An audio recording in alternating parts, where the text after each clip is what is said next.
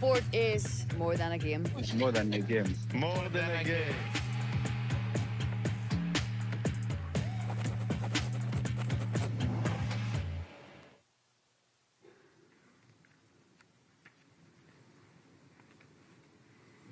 Good morning, Excellencies, distinguished guests, colleagues, ladies and gentlemen, friends.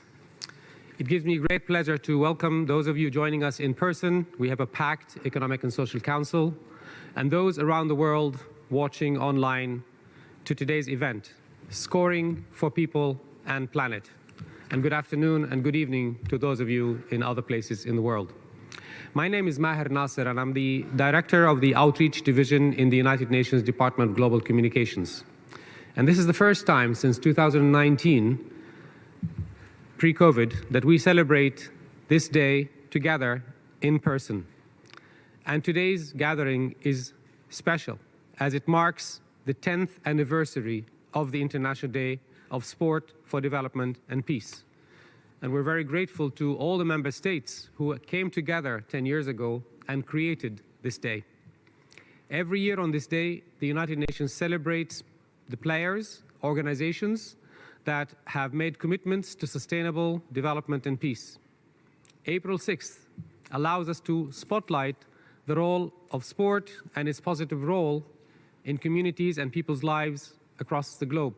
As the video said, sport is more than a game.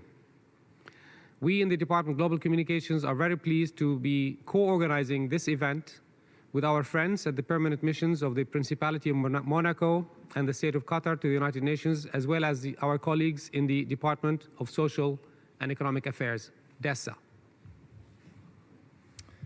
Thank you, Mayor. Hello, I'm John Wilmoth. I'm currently the officer in charge of the Division for Inclusive Social Development of the UN's Department of Economic and Social Affairs.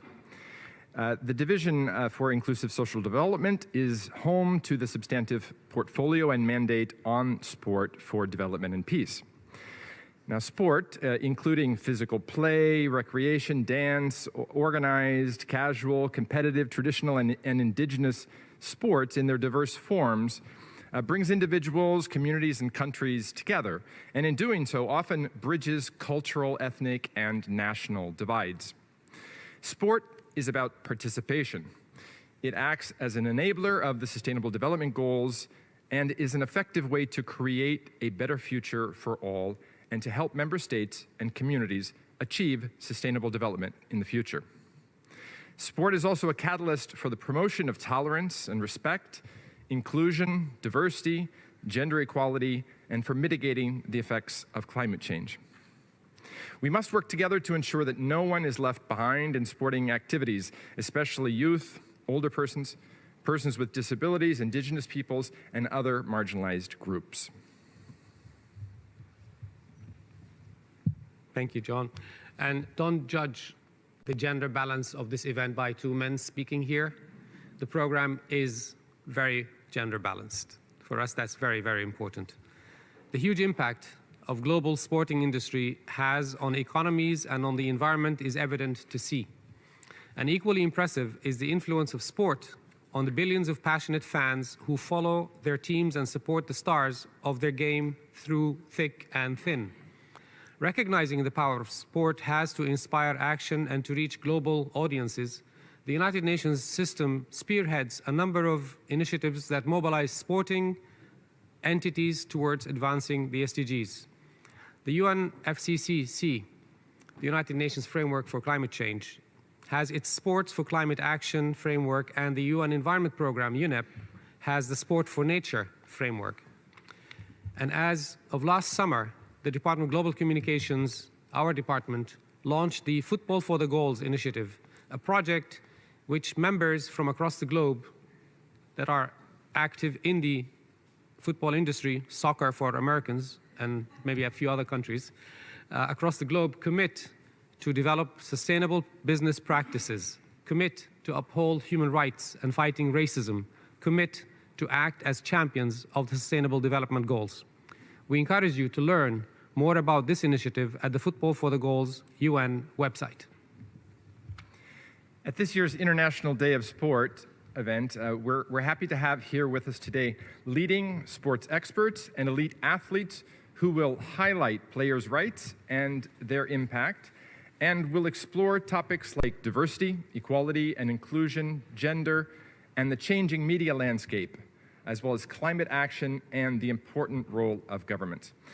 Now is the time for us to look at how to continue our work together to highlight the power of sport and its role as an important enabler of development and peace.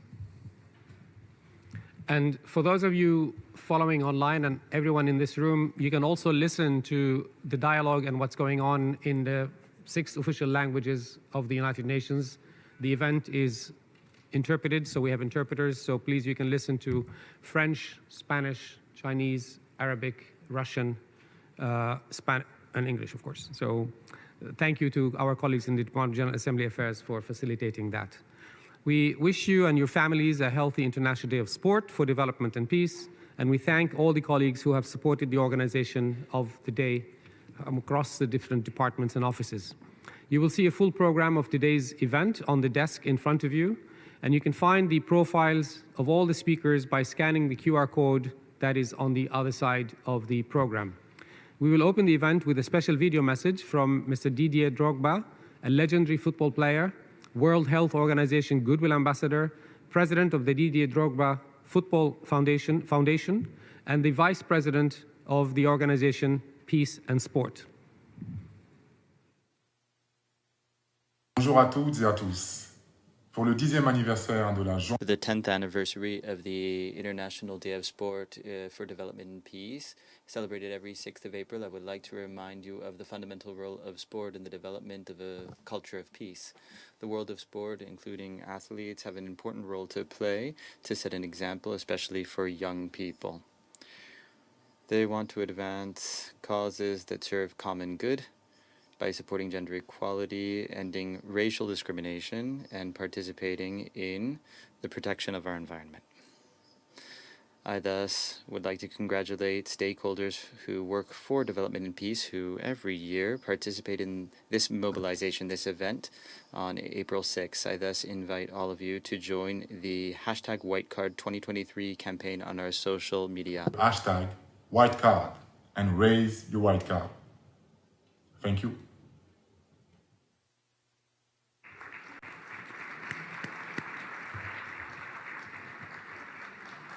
We wish to thank Mr. Drogba for his commitment to changing the lives of many through his work, and that off and on the field. He truly is a champion of sport for good, for social good. It is now my pleasure to introduce our first in a series of conversations with leading figures in the sport industry, all of whom have inspiring insights to share. And please enjoy your first panel, Keeping the Ball in the Player's Court, Player Rights and Player Impact. The panel is the first to be moderated by Ari Chambers. In 2021, Ari was listed in the Forbes 30 Under 30 of young people changing the world. She's extremely talented multimedia journalist and founder of Bleacher Report's Highlight Her, an extremely fast-growing women in sport platform. Please join me in welcoming Ari, who will introduce the panelists, and we are very grateful for her to be with us to do this. Ari, you have the microphone. Well, I'm just happy to contribute to the balance of the programming. Good morning, everyone. How are we feeling? I'm an interactive person, and I know that I'm not supposed to be, but hello. How are y'all doing?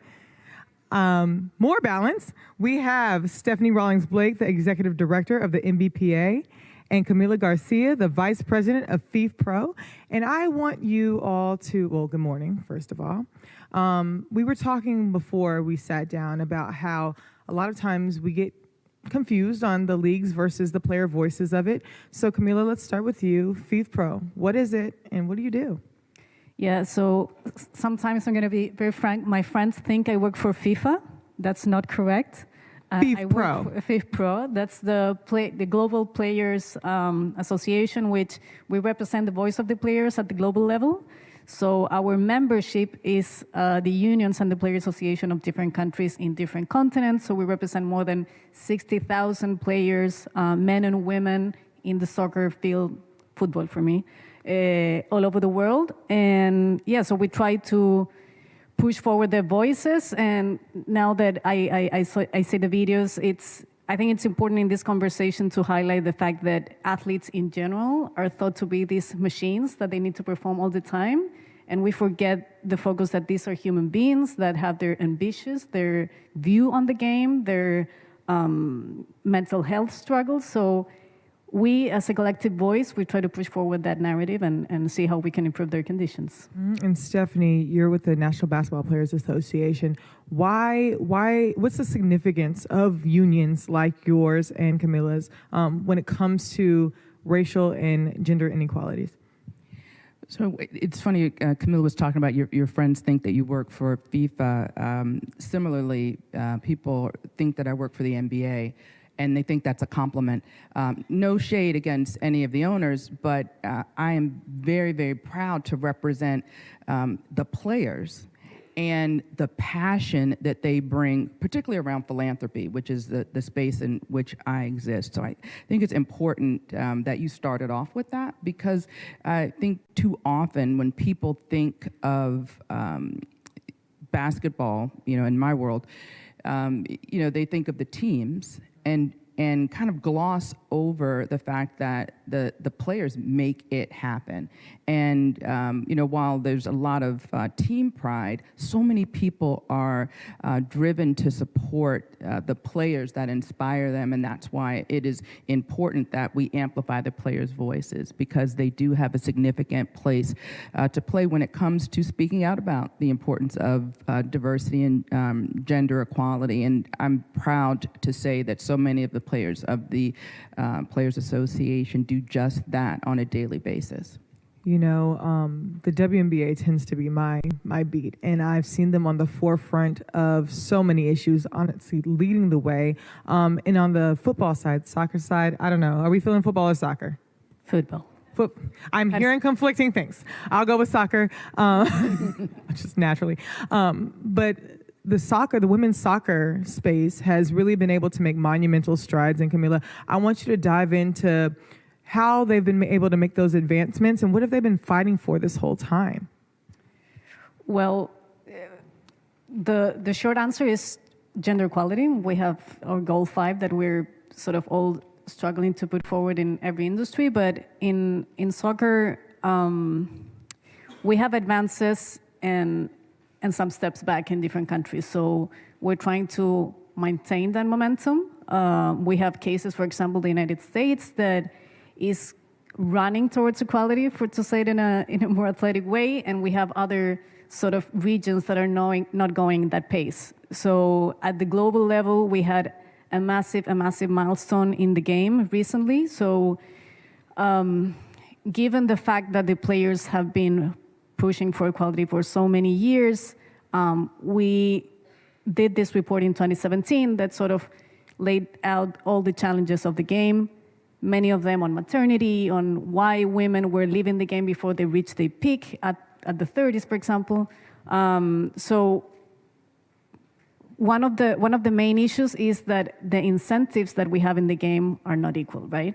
So, for example, in the World Cup, you see differences on, for example, prize money or conditions in the past cycle of the World Cup that was, 30 million against 400 million, stuff like that. So the national team players discussed that between them and raised that voice through FIFPRO, and we sent a letter the past year to FIFA to explain them clear messages on what we wanted, on what the players wanted.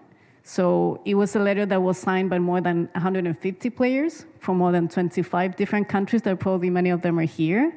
I hope that you can see that online, but we wanted FIFA to push the barrier and set a different standard on the game. So pretty much 3 things. First was setting equal conditions. And when we say condition is for the World Cup is what's the side squad, what's the hotels that you're gonna give, what are the preparation money that you're gonna spend.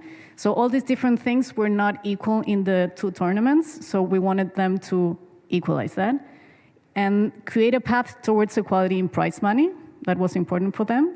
And also secure a certain amount of money that goes directly to the players. So many countries, for example, the ones that have like more advanced labor law have the ability of the players to negotiate directly with the federation a certain percentage of that money. But many countries don't have that ability. And so we were very focused on maintaining that part that secures a certain part of that money. So I'm very glad, and the players are very happy to hear that FIFA is finally moving towards that. We're trying to finalize that agreement with FIFA, but I would say it's the largest piece of collective action that soccer has ever seen in its history. So it's a massive milestone for gender equality and the sports world in general. Mm-hmm. And Stephanie, what collective action is the NBPA taking in the philanthropic space, in the advocacy space?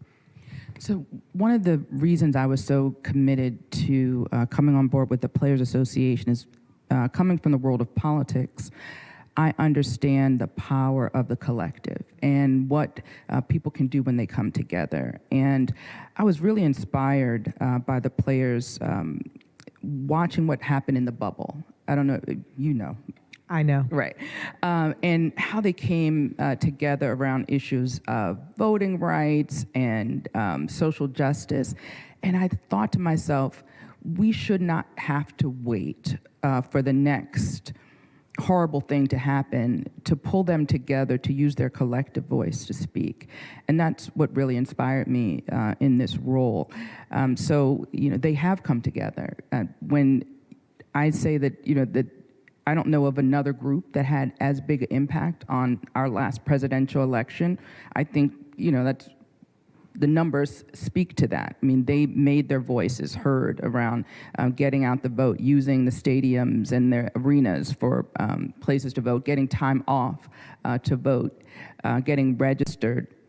Players did that. And I think, you know, the country is better for it. And, you know, I want to be a part of moving that forward. So we're pulling them together on things like disaster relief, where you know, the players can commit to being first on the ground with their resources when disaster strikes. And we started that with the horrible disasters that happened in Turkey and Syria recently. And I'm very focused on making sure that we can do that, not just in direct on-the-ground disaster relief, but also food support. I know a lot of players care a lot about food insecurity, and the communities where they come from, where you don't have access to fresh, healthy, and affordable food.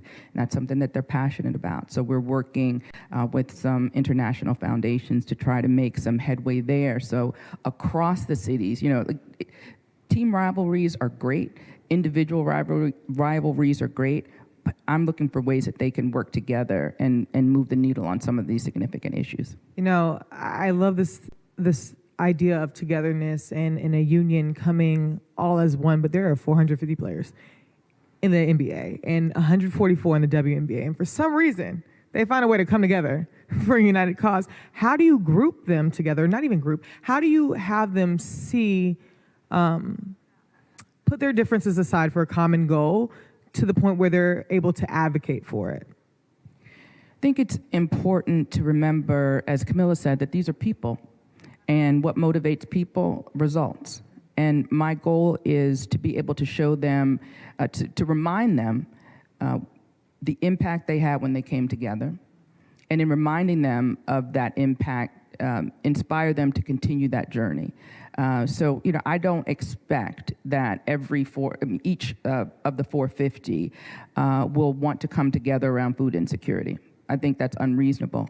But I know that if we tap into those players that have already expressed an interest and then look for some people who should or might, because of their background or because of what we know is happening on the ground, either where they play or where they're from, I think that we'll start to get to that critical mass. But, you know, it's up to me as the head of the foundation to show them this is what happens when you decide to speak with one voice. And, you know, for me as someone who comes from a political background, while I think it's useful in the philanthropic space, I think the more that they stretch that muscle and use that collective voice muscle, you know, and the next time we're at the collective bargaining table will even be stronger. Can I just add to that because it reminds me of the letter that we signed. I told you about 150 players coming together, but we're like a mini UN. We have people for all different parts of the world, different culture, different backgrounds, and different levels of how like the game is developed. So it's beautiful, inspiring, and the solidarity of the players that they have because they have struggled the same barriers, and I think that's what unites them. And I think it's more easy on the women's side because the bar is so low in some points that, unfortunately, that's sort of an ignition to unite. But the letter for us was a little bit of a risky. I also come a little bit from the political world, and it was a risk move in the sense that what if we don't deliver? I mean, all these women came together. They were very clear of what they wanted. What happens when we don't deliver?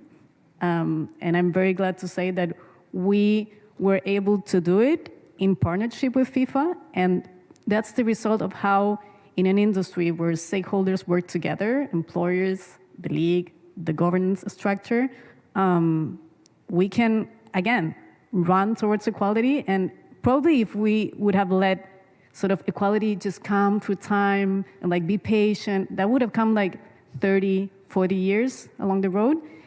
And we send a clear message that in the next cycle, we're going to have equality. So why can't we do that in the regional level? Why can't we do that in the national level? So that's what we're striving for. You had high risk and high reward. We see the standard. Yeah. The bar is no longer on the floor. We're continuing to push for it, especially for women's rights. How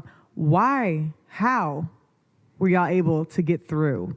And what is next for advancing soccer or women's sports in general, in your opinion?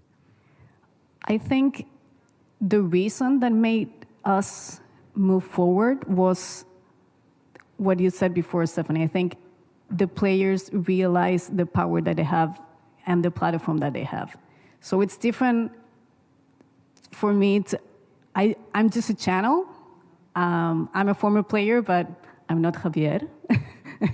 So the fact that we're just a player's voice and have that credibility, that representation truly of the players, it's different. That makes a difference.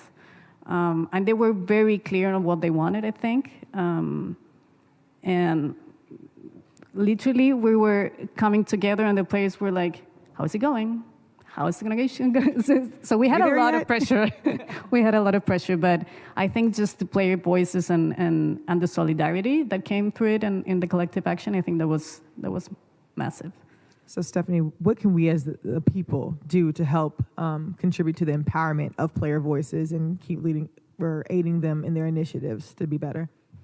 I think when you see a player speak out about something that they're passionate about, and especially if it speaks to you, join them. Part of what my goal is in the organization is for the players to really lead, not just giving, but volunteerism as well. If a player wears a sweatshirt, the next day it's sold out, right? So if they have that much influence with a sweatshirt, imagine if it's a player that shows up to rebuild a house that was destroyed by a storm. How many people would show up then? So that is my goal to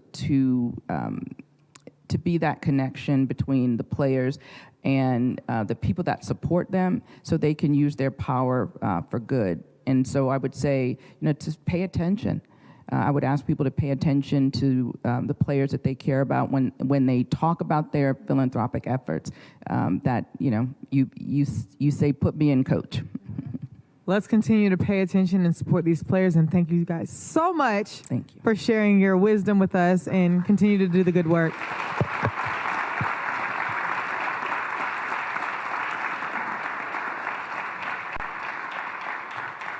We're not done. Y'all aren't done with me yet. You actually have 2 more panels with me. But up next is Game Changers, Tackling and Achieving Diversity, Inequality, and Inclusion. I would love to welcome to the stage 3 people who I absolutely adore. Batouly Camara, professional basketball player, founder of Women and Kids Empowerment, and I actually covered her in college, and so I've known her for a while, and I love it here. Next, we have Michelle Marshall, Head of Diversity, Equity, and Inclusion for PUMA Sportswear brand, and then we have Amine Zariat, Peace and Sport Peacemakers Project President. TIBU Africa and former Moroccan basketball player. And honestly, I don't want to ever have to see you on the court. You're just very tall, sir. But we were talking before, and I know that something that's so near and dear to your heart is gender equity. I just want to know what compels you or what pulls you towards leveling the playing field for women and girls in sport. Thank you. First, I'm very happy to be here and to be with these change makers at the UN. We are celebrating today the power of sport, the magic of sport. And let me introduce TIBU Africa. It's an NGO started in Morocco 10 years ago.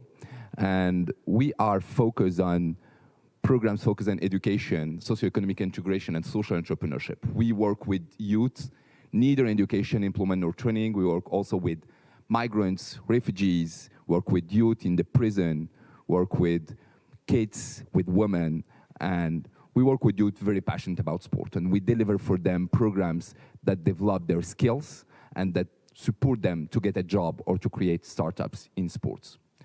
About gender equality, because today I will deliver some solutions and programs. Last year, Morocco organized the African Women Cup of Football. And we say, hey, let's do an innovation and let's create something innovative and let's inspire the world. And we started a program called Girls Can Initiative with Peace and Sport. And we selected 240 girls, neither in education, employment, nor training. These girls are coming from very popular neighborhoods in Casablanca, Morocco. We selected 12. Why? Because 12 teams played the African Women Football Cup. Nigeria, South Africa, Tunisia, Morocco, etc. Each neighborhood had a name.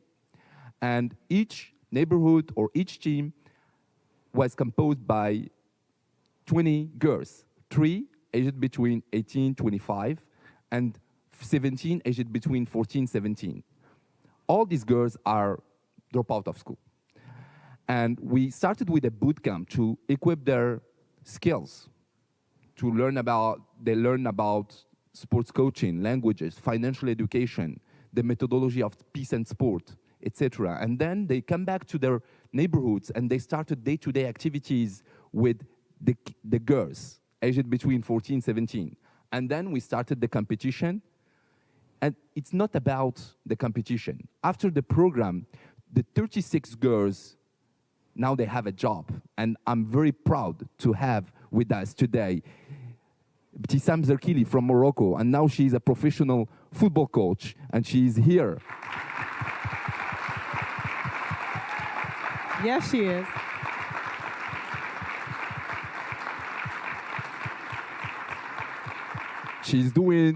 She's doing programs focused on football, on sexual education for girls in poor neighborhoods, and now she will be a professional teacher with the Ministry of National Education. And what about the other girls? Most of them now they are back to the school of second chance, and they are starting a new chapter of their life focused on education through sports. So that's how we tackle gender equality using football and sport as a power. I love it, and it incorporates so many girls and women in sport. One woman in sport that I absolutely adore, you want to talk about Forbes, in my same Forbes class, and it's your work that you do globally. So what is Wake? Why did you found it? And just tell us a little bit about the organization in general. And I know that you're doing some great work internationally as well. Thank you so much, Ari. When you have a familiar face, it kind of feels like home. It is home. It is. And my goodness, goosebumps. I love these real stories. It reminds me of myself. I was born and raised in New York City, but I'm a first-generation Guinean, and my mother, she did an amazing job of bringing Guinea, West Africa, to the States. I still don't know how she did it as a single mother. but hard work, right? Education, these were values that were instilled in me at a very, very early age. And for me, my biggest identity in the household was as a Muslim woman. There were chores, there were obligations. There was a pathway for my life. And once I started playing basketball at the age of 11 years old, that was freedom. That was a way for me to gain community and sisterhood and to build transferable life skills, which I've now carried today. And it was through that process when I visited Guinea and West Africa during my sophomore year of college at this time and started doing basketball camps for young girls who looked like me. And I remember leaving Guinea and, we did amazing camps and it was fun. And I remember a girl who, is 9 and you never know who, your messenger will be that day. And she said to me, well, how do I go play? How do I continue to build on this hope that you've now instilled? And I felt it was an absolute disservice for me to instill hope and not provide resources or equipment or the tools necessary for her to be great and to live out her dream, because I had mentors who did the same for me. And that's what ignited women and kids empowerment. And that was a dream as a sophomore. And, they say ignorance is bliss. And from there, we were able to do camps in India, in France, and in the United States. So far, we've been able to do over 10 camps, build 2 basketball courts, work with over 700 young kids. And recently, the president donated 5 acres of land for us to build an all-girls sports academy specifically, which we're very proud of today.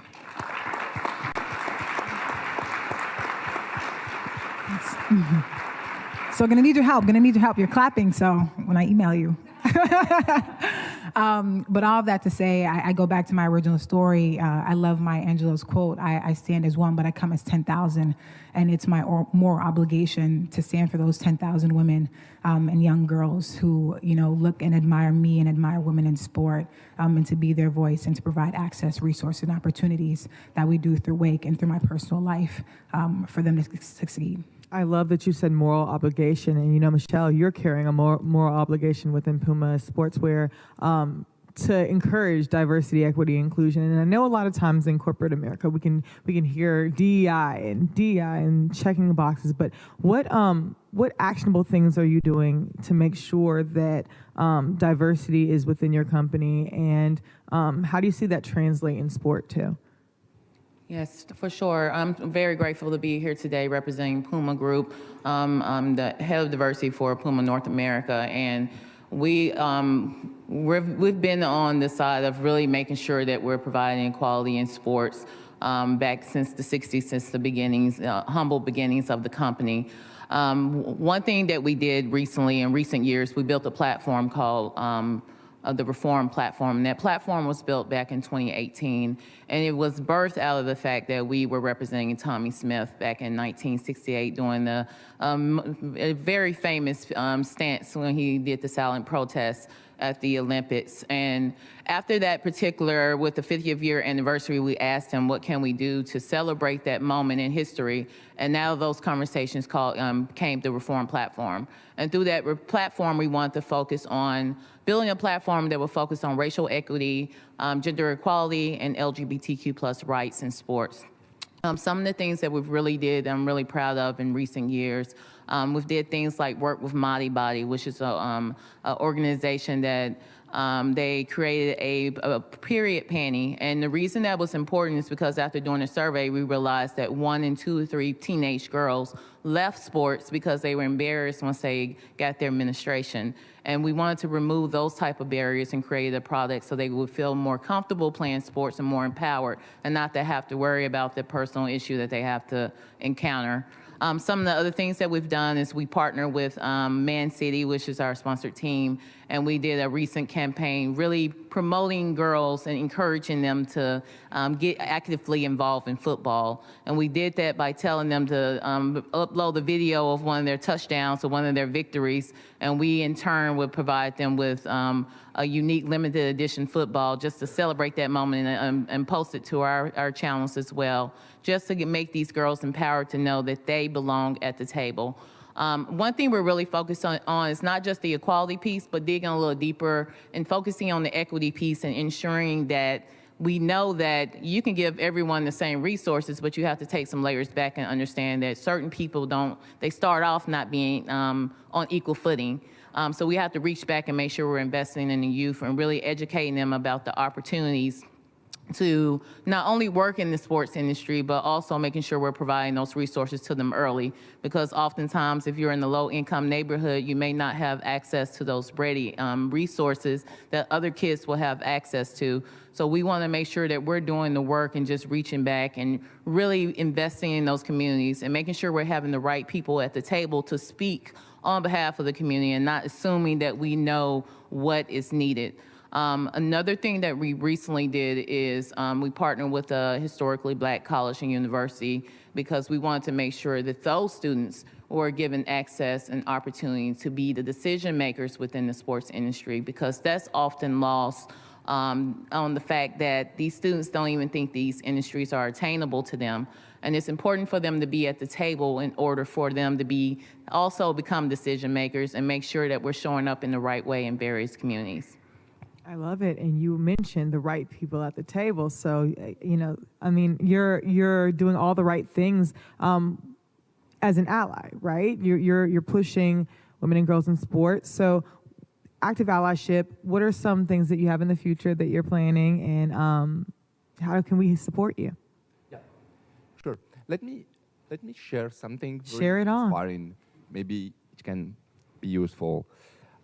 With the support of our Ministry of National Education and Sport in Morocco, and with the support also coming from the National Initiative of Human Development, started by the King Mohammed VI, Majesty Mohammed VI, and also some ambassadors of Morocco in Senegal and in Ivory Coast, and with the support of Ford Fund, we started a program called School of Second Chance. We target youth at risk and youth neither education, employment, nor training. Most of them, they are champions of football, basketball, sambo, judo, etc. And we offer for them a program for 1 year focused on sports, studies, school, and enterprise. So they come for 1 year, they learn about sports coaching, they learn about languages, French, English, Spanish.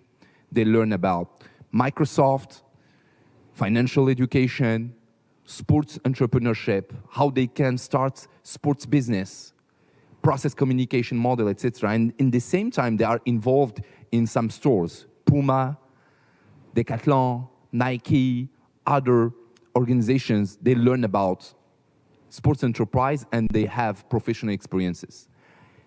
After 1 year, they become professionals and they have a diploma recognized by the Ministry of National Education in these countries. And we support them to get a job. So this program, we are working to expand this program in all the countries of Africa. And I'm very pleased to announce today a new program, Pan-African program called 63 African Sports Changemakers program. Because when we had 10 years of experience, we see, yeah, we are impacting youth in schools, in poor neighborhoods, in the fields. But can we reach a million of kids? Of course we can't. Do we need funding? Yes, but not enough. Do we need spaces? Yes, but not enough. We need social innovators. That's why we are creating this program for 63 sports changemaker program for 63 changemakers who are very focused on sport for development with the support of ESSEC Business School, Peace and Sport, and For Friend. And we will offer for them a training to develop their skills and how they can create social enterprise in Africa to combine sport with education, with gender equality, with employability, with health, with environment, and how they can also influence their local policies using sports as a vehicle. And how also we can bring a sustainable development to Africa using sport. Thank you. Thank you. And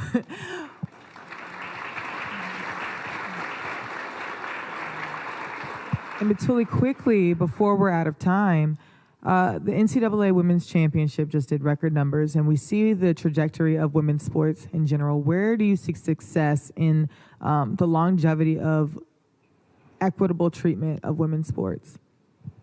I think that is a huge thing that we're seeing right now. Obviously, recently, this morning, I saw news about, Angel Reese and her stock going up, and just after a national championship. And I think even when you review NIL deals, right, in the top 5, there are 3 women, right, from the last time that I checked. Paige, right, from UConn, and Haley. There are a ton of other amazing young women on there. But I think women are a safe bet, right? When you invest in women, I think you just receive a ton of return on your investment.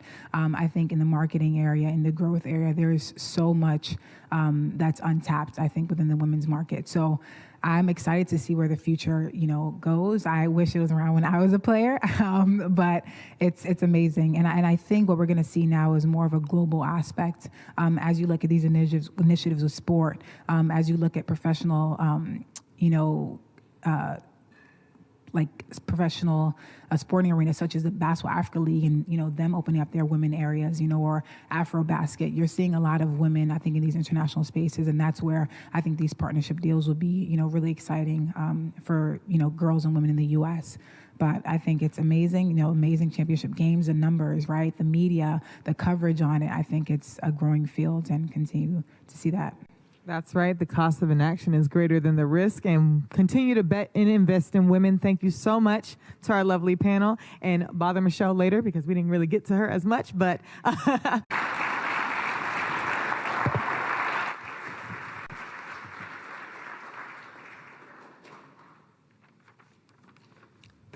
Thank you, Ari. And for colleagues in the back, I understand that audio is not very good for you. If you use the earpiece, you get the sound directly, and you will all want to use that because the next panel, Javier Zanetti, will be speaking in Spanish, so you might want to tune into the English. So thank you very much, Ari, and the amazing, extraordinary panelists for sharing your time and expertise with us today. It is now my privilege to introduce His Excellency Ambassador Maurizio Massari, the permanent representative of Italy to the United Nations, who will be introducing today's keynote conversation with famed Inter Milan and Argentinian footballer Javier Zanetti.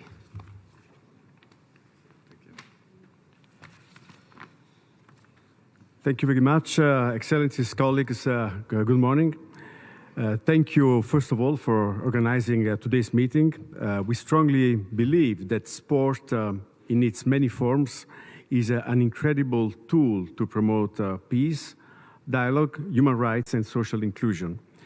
For these reasons, Italy fully includes sport in its public policies, both at national level and in its development cooperation initiatives. And we cooperate effectively with the United Nations Development System, the International Olympic Committee, the International Paralympic Committee, and the sporting community. Let me share 2 concrete examples of our commitment. Italy partnered with the UN DESA and civil society organizations to finance and implement a project on the social inclusion of children and youth with autism through sports in certain Central American and Caribbean countries, Cuba, the Dominican Republic, and Panama. The Italian Ministry of Foreign Affairs and Development Cooperation also signed an agreement with the Italian Footballers Association that allowed us to launch the youth-led football program directed towards young Jordanians and young refugees living in Jordan to promote a culture of peace and social cohesion. Such projects has also been replicated in different forms in Uganda. You can therefore count on our support for human development initiatives through sport, also thanks to the activities of different stakeholders and civil society organizations. I'm particularly proud today to introduce Mr. Javier Zanetti. He's a well-known quantity inter-campus ambassador, vice president of Inter, and among the most popular former footballers. Maybe you would not know that he was the most decorated Inter player ever. Since 1997, Intercampus has been organizing long-term social and cooperation projects in various countries around the world. They are present in Africa, in Middle East, Balkans, Europe, Latin America, Central America, and East Asia. As Italian, I am very proud of their social commitment, and I think the fact that many who are involved in their projects as children have later decided to continue working with Intercampus is very indicative of the value of this work. Javier Zanetti, Mr. Zanetti will be in conversation with Tabitha Lipkin, a journalist and TV personality, also very well known, who was formerly a reporter with the Fox Sports San Diego and national news host at NBC LX in US. So without any further ado, let's welcome with a warm applause Javier Zanetti. Thank you.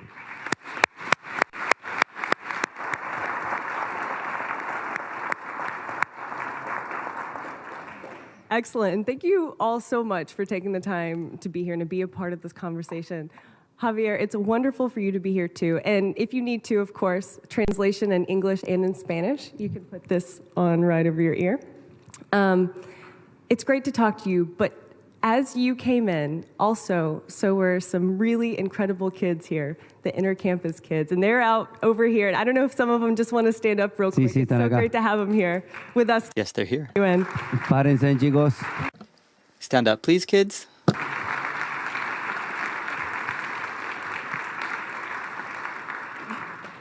Welcome, welcome. It's great to have you. Javier, I mean, you're a player who, of course, has so much affection and loyalty to this successful club where you played almost your entire career. So I want to know, what has this experience kind of shaped your view and your power of football and how it can truly change lives and make an impact? Buenos días. Good morning to all.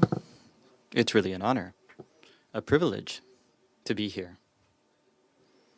Because I think that the United Nations is something that when you come here, it's really exciting because of all the work that's done here. In my career as a player, it's really began with passion when I was very young in a very poor neighborhood in Argentina. I felt this passion for football, and I began working hard, and it became a lifestyle. I learned a lot. I grew. I started to realize that I could have a future. But for that, it was really important to have an education that involves sacrifice. I had friends. I wanted to spend time with them. If I could help them, I could begin learning from them, learning those values. And very soon after, I played in Argentina. And then I received a call from Inter Milan, from Italy, which was a wonderful opportunity. It was a great leap forward. It took me to a much more competitive world in football, where I had to show my skills as a person, but also as a player. And I think that Inter, from the very beginning, made me realize that it was what my role was in the world because of the values that the club has and also the way in which football is understood. And also the vision towards the future. And this is why I decided to play my entire career at this institution. Today I'm vice president, and I'm very proud to be able to share these projects, for example, what we're presenting here today, and many other projects that hopefully will surely help others. Page out of your book, that's much easier. Throughout that time in your career, starting so young, like so many of the kids here, working your way up, becoming a professional, and now, of course, becoming the vice president, what are some of the lessons that you've learned as it pertains to the things we're talking about here today when it comes to equality, racism, and climate initiatives? Sí, la verdad que... The truth is that I learned a lot. I think that this inter-campus campaign, this project for us as an institution is extremely important because inter-campus rose in 1997. That's when it began, and it is focused on helping young people, boys and girls, to be able to dream, to be able to have a better future. We are present in 30 countries throughout the world. We are working with over 10,000 boys and girls. And it's really, every initiative that we have is really exciting. It's always exciting because not only are we teaching young people, but they also teach us a great deal. And I can assure you that in many places in the world, what they want is love, affection. And we try to share that because they're young people who are facing great difficulties, great challenges, problems. But with these initiatives, what we try to do is bring them together. Football, sport, it brings people together. And I think that our mission, beyond sharing our values and our working methodology, is really about teaching them that they belong, giving them a sense of belonging, and that's what we try to do at Intercampus. It's so wonderful, but what more do you think still could be done in the space when it comes to football? I think that football is a sport that has a very broad dimension that reaches the entire world. What we need to do is try to share the human values and fight against all kinds of discrimination, against racism, and carry out projects focused on development in any part of the world, everywhere, because that is the path through which the world can change. We also need to have the sense of duty among adults to make football better, to make the future better. But for the future to be better, boys and girls throughout the world have to have reference points that can express that, so the great responsibility falls upon us. And can you also talk about kind of the issues that Intercampus focuses on to support a more inclusive and equitable society, especially when it comes to women in sports and girls in sports as well?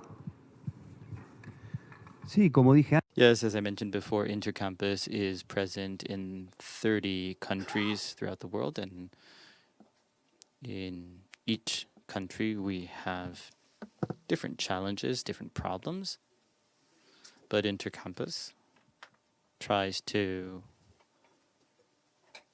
inculcate that, tries to teach that, tries to make sport bring people together.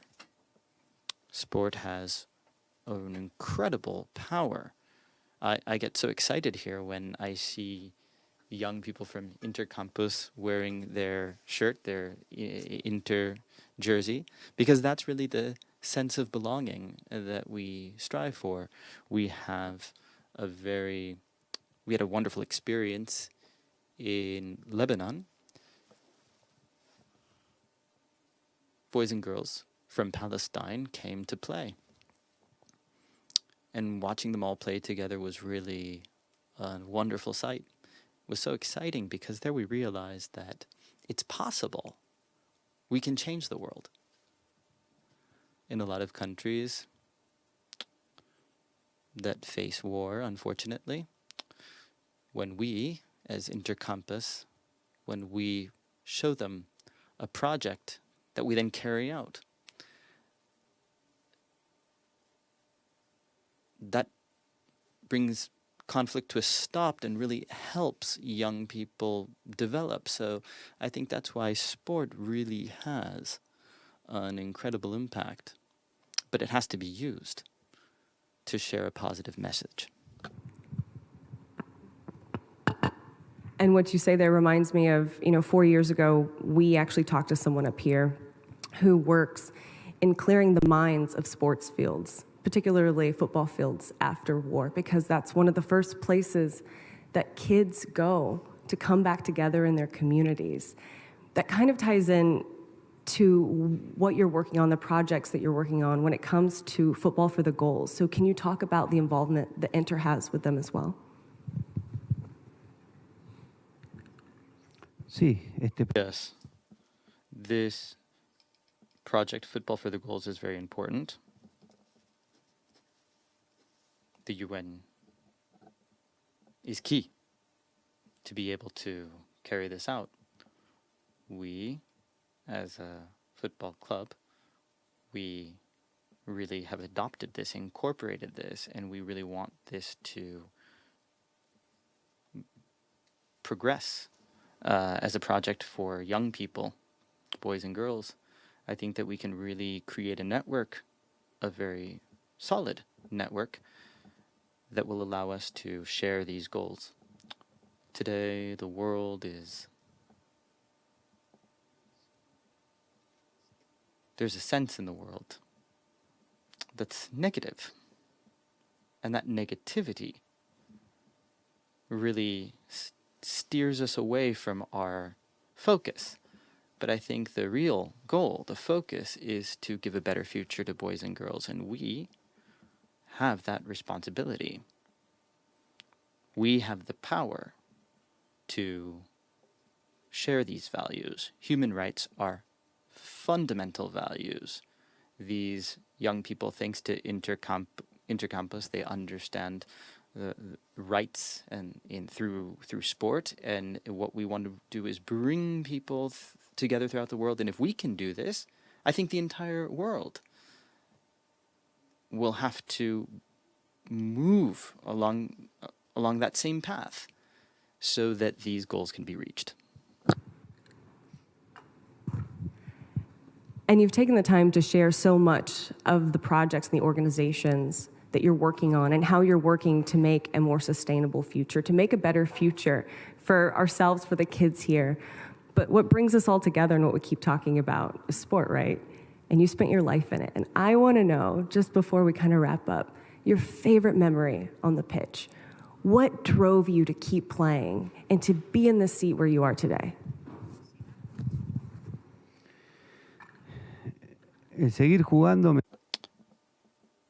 By playing, I always tried to improve, not just as an athlete, but also and first and foremost as a person. During my career, I had the great fortune to be able to win a lot of trophies, a lot of awards. But I think that what I like to recall the most is the whole path in order to achieve those victories. At the beginning, I mentioned that I was very young when I started, like these boys and girls who are here. I started with a dream, and that dream became a reality. And when dreams come true, I think that I really feel great appreciation for sport, for football, for the values that it gave me, but also I appreciate the fact that sport made me look past myself, past my own interests, and really think about others, being able to help. And I think this is a fundamental value that today the world really needs. Exactly. And it's so great to have you up here. Thank you so much for your time to talk about the initiatives to push this forward to make the world a better place. And for our intercampus kids who are here as well, Javier Zanetti. Thank you.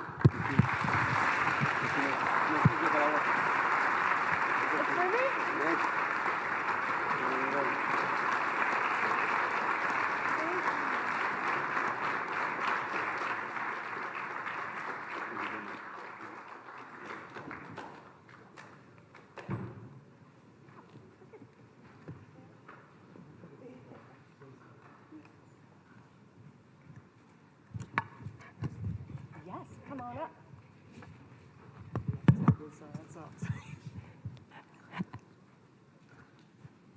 from one great conversation to the next. This one is going to be a fun one, and I'm really excited, of course, to get to talk to our other moderator, Ari and Sarah. So we're talking about gender, race, and the changing media landscape. Ariel Chambers, you're a multimedia journalist, and you're the founder of Highlight Her, which I want to get to, and Sarah Axelson, Vice President, Advocacy, Women's Sports Foundation. So before we start and jump into this conversation, because I know we have a lot of topics between the three of us to talk about, I want to hear about your organizations. And Ari, I'll start with you, and then Sarah, to just kind of get everyone familiar with what you're doing. You know, business school 101 is you find a problem and you fix it, right? And so that's what I did. Highlight Her is Bleacher Report's women's platform. We amplify and uplift all girls and women in sport, no matter the age level, ability, or sport. And that's what I've always been tied to. I love telling the stories that are untold. And through that work, I've gotten to work with my sisterins over here and just being able to connect the world through women's sports. So that's what it is. And wherever the platform is, we're married to the mission, right? So beyond social media, it's really connectivity within the community and making sure that girls and women are highlighted in the sports space. Excellent. And the Women's Sports Foundation is a U.S.-based national nonprofit organization.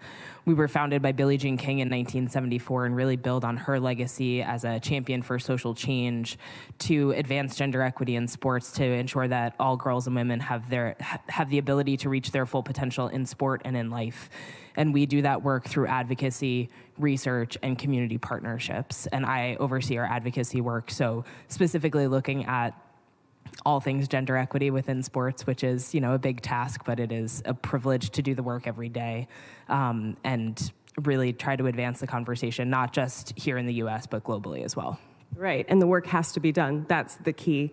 So in the context of the three of us here talking about gender, race, and the changing media landscape, I certainly can remember a time when, there was a bias thrown in my face working in media. But I want to actually hear about what you guys have gone through as well. So Sarah, I will start with you. And if you wouldn't mind sharing like a story of something that you faced, how you were able to overcome it and turn it into, what you're doing today, making a change in that space. So full disclosure is that I have worked for the Women's Sports Foundation for nearly a decade and a half now. The vast majority of my career has been spent with this organization. So in terms of a specific instance of bias, I haven't had that in my professional career, but really, I think back to my own sport experience and the amount of bias that I experienced without actually having the words to understand that it wasn't just unfair, that it was actually probably illegal, some of the things that happened, right? Because in the US, we have a law called Title IX, and that ensures equity for girls and women, for all students, right, in educational programs, because in the States, we are unique in that our sports are attached to our educational institutions. And so thinking back to the inequities, whether it's, the uniform that I had in high school that was my coach's uniform 10 years prior when she played for our school was our uniform when I played as a student. So things that are small that you may not necessarily think are big enough, right, to make something, to make a stink about, right, to raise your voice about. Now reflecting back on those to not, at the time, to not fully understand the inequities fuels me to this day, because I know that there are plenty of girls who are still missing out on opportunities. Right, and that's why education is important. It's that fact of you didn't know, right? And right. That's the thing. If we don't talk about it and we don't push for change, there are going to be little girls growing up who don't know. So Ari, I'd love to hear your experience as well. I'm fortunate enough to live in a certain era of delusion, thinking that I can do what I want to do at all times. So a lot of the opposition to my mission, I don't pay mind to. I know that sounds ridiculous, but it's true. And I think that I'm very lucky that I live in that. But I'm a Black woman in women's sports. It's the bottom of the barrel when it comes to, those boardrooms and getting investors to buy in. But again, the blind passion over the past decade, because I've been in it, this is going on my 13th year in women's sports, going into the 5th year of Highlight Her, the numbers are finally catching up to what I've been saying, and you see it with the NCAA Women's Basketball Championships that just got recently renamed to March Madness last year. But they recorded their workout equipment. It's just wild. I don't even want to start. But now they've received 9.9 million viewers on average and peaked at 12.6, 12.9. And so you have the numbers backing it. So that bias against women's sports, the hesitancy, like, we don't want to touch that yet. We don't want to touch that yet is slowly dying down. But it's still, I would say, instead of bias, I face fatigue. I face a lot of fatigue trying to convince people why they should support a great product. And I feel at this point where we are with women's sports, it shouldn't be that tiring. And that's the goal, to make it less tiring for in the next few years. But I see a really a light at the end of the tunnel, because now you have a generation that hasn't had to live without a WNBA. You know, WNBA was its inception was 1997, so you have a whole generation that's born with it. You have soccer, who's got equal rights. Like, you know, we're pushing. We're pushing, Camilla. We're pushing towards where we should be with women's equality and equitable treatment. And so my hope is to, I know I'm talking in circles at this point, but my hope is to, instead of me having to live in that delusion and push forward, is to live in the reality of a better space for girls and women in sport. For the generation that comes after us, pave the way. For now. Yeah. For now. For now, too. You know, I think of it as well. When I first started in this industry, I remember being pulled to the side and saying, you're going to have to work twice as hard. If you slip up on a name or you accidentally misstep when you're on TV, they are going to come for you. And of course, it happened eventually, and they did. But you know what? I didn't leave. You keep going, right? You keep working in your field, and you try to be that beacon of light for everyone, women, girls, boys, whoever wants to watch, and know that they can do it too. Doesn't matter about the criticism, right? And that kind of brings me to a conversation around social media, which is a big player in kind of the issues that we're facing today, and an even bigger player when it comes to mental health. So Ari, I'll start with you on this one. You know, you're involved in social media, so am I, Sarah, you as well. But what has it been like trying to put yourself out there to work in this space and to receive, you know, so many eyeballs on you at once? You know, we talked about the bias in the first question. Every bias that was against me was saying how I'm not a conventional journalist. For lack of better words, they call me unpolished, right? Don't get it twisted, this degree's from Oxford. So it's social media enables you to show your personality and not have to be so rigid, and you can break past those boundaries that have existed and showcase yourself in whatever light you want to. Who you are. So I've been able to utilize social media, whether that be my personal or the representation of women athletes, in a way that wasn't conventional journalism, so that it resonated with the next generation, so they're more empowered to be themselves as they play their sports, as they're on or off the court or pitch or other fields. But it's just been it's a tool that we can use to capitalize on our individuality and honestly profit off of it now. So I love social media. It gets my reps in when I'm not on air. It lets me show you my personality. It ignites campaigns. I did the WNBA is So Important campaign with the WNBA in 2021, and that it created a movement. So social media allows us to be ourselves. It can have the capacity to create movement, traction, lead to bigger numbers. I know the NWSL grew 400% on social media 2 years ago, and that's helping them get more money, get more eyes on the game. The WNBA, we see how it's a direct translation. You see players in the NCAA just being unapologetically themselves, and that turns to NIL profit. So social media can be a tool for good, but also create those boundaries. So if you need some self-care, some mental health help, use the quality filters. That's just my. Don't read the comments. For the kids up there, use the quality filters. Do that. And Sarah, for you. Yeah, I think, you know, like Ari said, social media has been a tremendous influence for good within women's sports when traditional media is not covering it.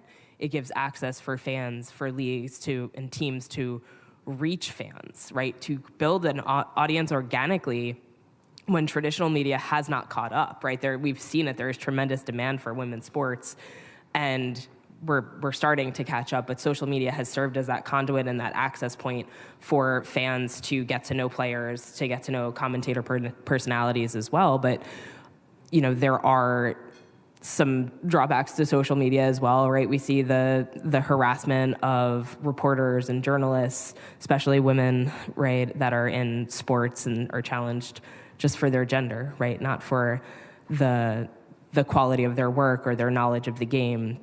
And so really trying to weigh both sides of it and keep in mind and you know, think about it to protect mental health as well.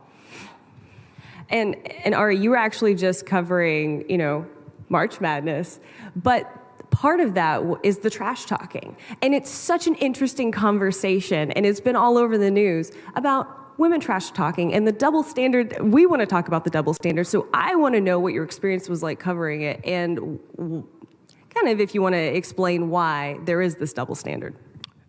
Do I want to explain we why? have enough Do I time? unpack why Give us extra 5 everybody minutes? is coming for Angel Reese over Caitlin Clark? Trash talking is a part of sport. If we're going to embrace women's sports in a mainstream way, we need to embrace every facet of it. Sports should be entertainment. So players are allowed, first of all, they don't need our permission to do any type of action on the court. The refs handle if they think it's excessive or not. The refs clearly did not deem it excessive. And this discourse that's happening between Angel Reese and Caitlin Clark in particular for similar gestures and just basically showing energy on the court is bizarre to me. I think that I have a controversial take on this. I think that it's good for the game that we're at least talking about it, because right. we would never be like, oh man, I wish this didn't happen in the men, because I think it overshadows the whole game. No, both can be true. We can have the eyes on the game. I hate that Angel Reese is a sacrificial entity in that, but she's built for it. She's let us know plenty of times. And we have to challenge our biases. Why are we trying to protect Caitlin Clark in this way when she doesn't need protection? She said it herself. So it's a lot to unpack. That's way more than 15 minutes that we have, and I can talk to y'all about it on the side if you'd like. But as far as trash talking in the women's game, getting back to the origin of this question, is let it happen. If we're going to fight for equality in the women's game, if we're going to want women to be more mainstream in the sports atmosphere, sports sphere, we need to let women play their sport.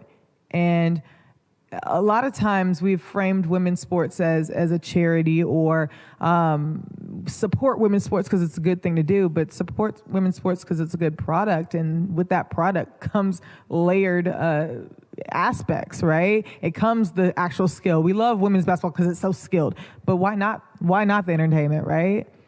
Right, and I think the other thing just to point out, right, is there's the conversation just in general about trash talking within women's sports, which it is getting us talking. It's maybe not how people would react if it happens in the men's game, but also the intersectional component of it and the fact that it is both gender and race that's at play and how people are reacting. Right. And really, it's a lot to unpack that we do not have time for, but really just wanting to name. But I promise I can talk to y'all on the side if y'all we can need talk that. about it. We just don't have time today.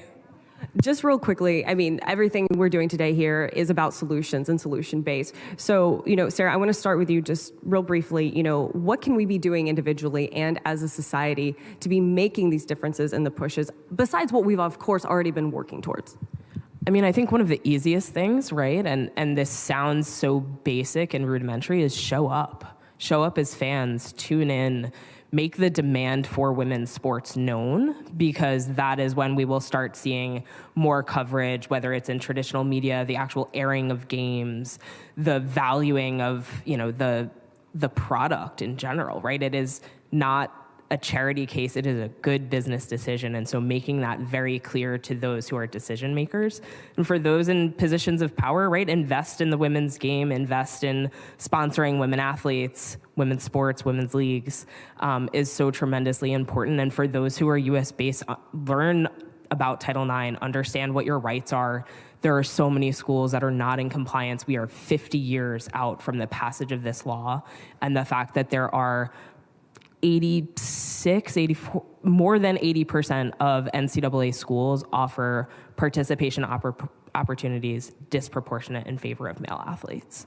And so we really need to ensure that girls and women have opportunities, because at the end of the day, it's education, right? That is why sports are in our schools in this country. And so making sure that everyone has access to that. Real quick, an actionable item we can do as adults is make sure that the girls stay in sport beyond 14. There's a steep drop off after 14 years old. Encourage them. Parents who live in one of the 12 cities of the WNBA or any of the cities of the NWSL, take them to games so that they can see what they can potentially be. So make sure the girls stay in sport, and that's where it will help empower them. And there's so many transferable skills from sport to, adult life. Ari, Sarah, thank you. This has been such an awesome conversation. I appreciate you guys coming up here.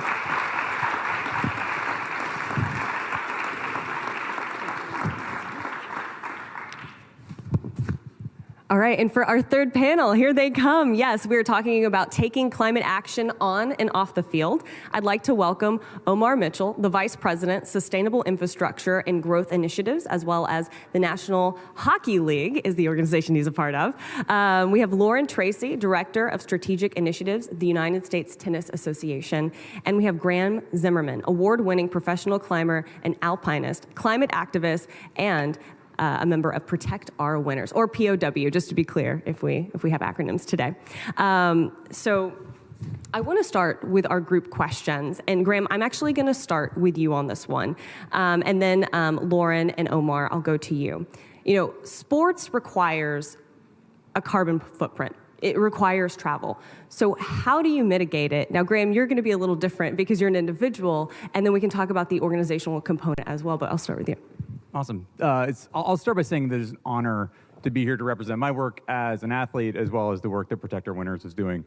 And I think that in terms of the discussion about individual carbon footprints, rather than telling you about how I offset my expeditions and the flights and I don't eat meat, I'd rather actually spend a moment talking about systemic versus personal change when it comes to carbon emissions and how we adapt to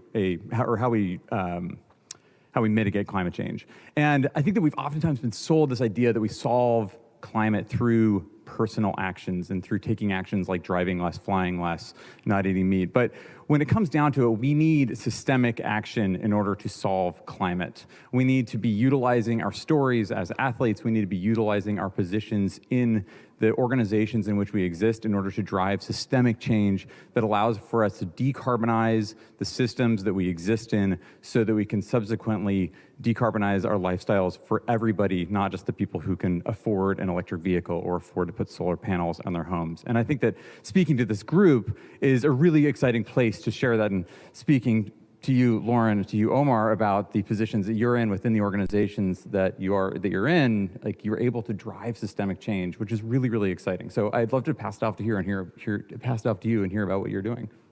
Sure. Hi everyone, and thank you also for having me here. The USTA runs the US Open, which is one of the 4 Grand Slams. And so it's an international tennis tournament. So we have about 800,000 people walking through our gates just last year, a number of people who are working. So of course there is an impact on our event. And so we've looked at the carbon footprint of the event and what can we do to mitigate it, as well as what can we do to eliminate some of that carbon that's emitted to run the event. Back in 2018, we actually took a bit of an innovative approach towards offsetting the carbon that we really cannot avoid from emitting for running an event of that size. And back in 2018, we started investing in projects located in Africa to help account to offset the carbon that we're emitting for the US Open. So I'll give, for the example, for just last year, we invested in a cook stove project located in Uganda. And so not only are we helping to empower local families there to transition from their standard means of cooking over on open stoves, which is harmful to their health, harmful to the local environment there, depletes forests locally. We're able to help support have a greater impact on what's happening there in that local community. So we're not only offsetting the carbon, but also trying to hit some of those other UN Sustainable Development Goals. And for the NHL? So first of all, it's a pleasure to represent the NHL here at this event. So the NHL started our environmental sustainability platform back in 2010 as a mandate to really embed sustainable business practices across the league and its member clubs. Why? If you think about it, we are ice hockey. We need cold weather. We need fresh water. This is in our DNA to care about environmental sustainability. In addition, we play in a giant refrigerator. If you think about it, Madison Square Garden, any one of our buildings, we use a lot of energy in order to ensure that we have the highest quality of our sport as our product. And so we need to make sure that we're mitigating those impacts really, really carefully. And so the league has really made a concerted effort, to your point about systemic change, to really drive this towards our 32 franchises across North America. Our hope is that by doing this, we can influence our entire ecosystem. The community rinks where the front lines of our game, everybody that plays our sport so that they can see why this is important. And the way that we're doing it to really mitigate our carbon footprint is we're using technology and innovation. Sustainability equals innovation. That is a mantra that I want everybody in this audience to take away. We're using technology platforms to deploy across our arenas so that we can measure things like water, waste, energy, natural gas. It may not sound cool, but these are the nuts and bolts to understand our Scope 1, 2, and limited Scope 3 emissions. We know this because our carbon footprint, when we've done an analysis of it, shows that 70% of our known carbon emissions comes from playing in a giant refrigerator. And that only takes into account what we know. There are things that we don't know, like fan travel, Scope 3 emissions related to that, which is a whole other story. But the point is that we're using technologies and innovations to really understand our impact, because as you all know, and for the kids who are out there should know, you cannot impact what you do not measure. We have to start this from the get-go. So once we know where our metrics are, then we can really start baselining and benchmarking to have real impact. So I also want to just kind of give you each individual questions within your organizations and what you do. Lauren, I'm going to start with you on this one because the USTA was among some of the first organizations in the United States to sign in to the UN Sports for Climate Framework. Why did the organization find it so important to jump on that as quickly as possible?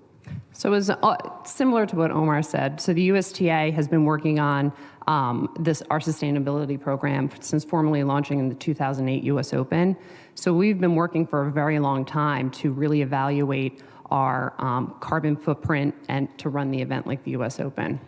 So this was a priority for the organization to really take a look at our impact, as well as how can we work across the globe collectively to make an even greater impact in terms of measuring it all coming together and around the globe through the framework to measure our impact collectively.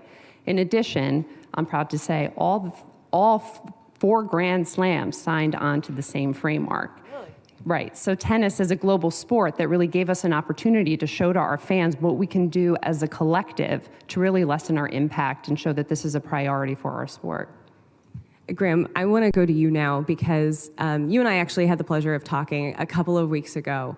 And in that conversation, you kind of described to me a moment where it was kind of a slap in the face of like climate change. Everyone knows that climate change is real, but it was a real like, wow, look at the effect it's having on the thing that you love to do the most and that you hope that future generations have the opportunity to do the most, right? Climbing. Can you kind of tell that story to the people here? I would love to.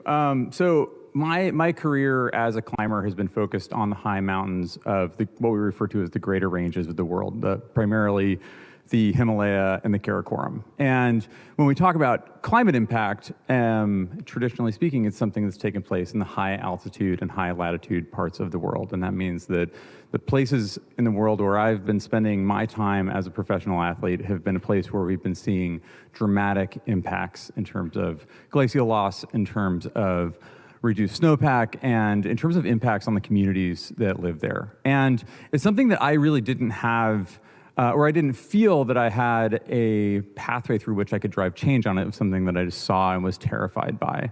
And it's something that I was looking for ways to create change around, but as somebody who was spending a lot of, or burning a lot of carbon to get to these areas, I didn't feel that I had the ability to communicate on those things. And I think that's something that a lot of us feel when it comes to climate advocacy.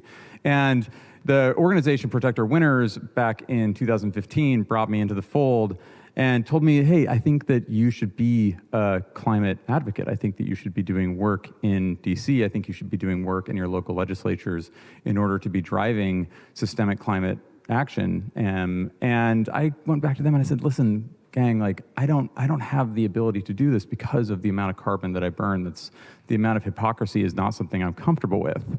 And they coached me through that process of getting over that perceived hypocrisy of living in a system that relies heavily upon carbon, the burning of carbon in order to get energy, in order to power all of the things that we do, all of the things that we need, and how we need to change that system in order to solve this problem. And how, yes, I have a choice to just give up my athletic career and stop flying, stop traveling in order to reduce my impact, or I could lean into my athletic career and subsequently utilize it to drive impact in the world around me and lead us towards the systemic change that we need in order to deal with our climate problem. And that's something that I've taken on over the last, 7 years now, and I now work at Protect Our Winters doing that work, and it's really been a pleasure, and it's something that's been really powerful for me.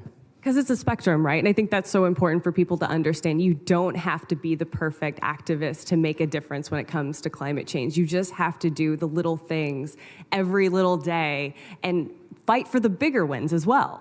Yeah, I guess I don't think there is such a thing as a perfect advocate when it comes to climate. If you want to be an effective advocate, you're going to have to burn carbon in our current system. And that means that imperfect advocacy is the only tool that we have. So we kind of have a choice of either sitting back and watching the world burn or being an imperfect advocate, and I would far rather be an imperfect advocate. Absolutely. And Omar, I want to talk to you kind of more about what the NHL is doing, because I want to know what the green in sports looks like, you think, from your perspective, not just for the NHL, but for professional sports kind of as a whole. So I'm going to answer that by building off of your point.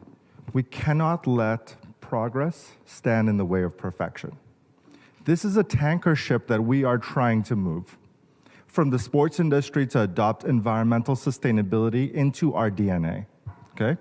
We're not gonna get it right, but I'll tell you from the NHL's perspective, since 2010, when we started our program, we're seeing a cultural shift within the way our businesses operate. We're seeing a cultural shift in the way that we engage fans around these issues. Let me tell you an example.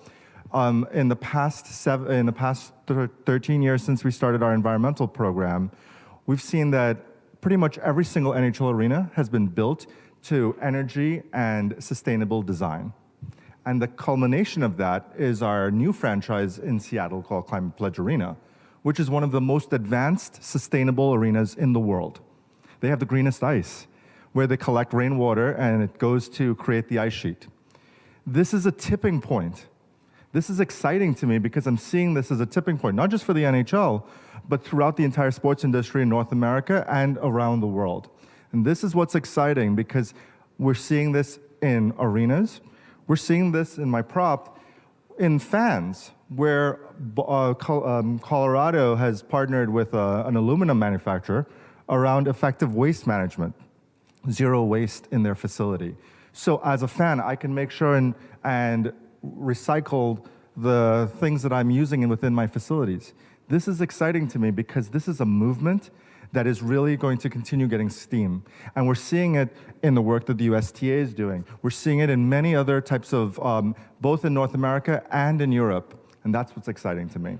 I see that this is a tipping point and we're getting there right now. Yeah, no, it's been really exciting watching the evolution of sustainability since launching in 2008. So you can imagine what it looked like then to what it is today. I mean, even for us as an organization, prior to the 2008 US Open, we weren't even recycling.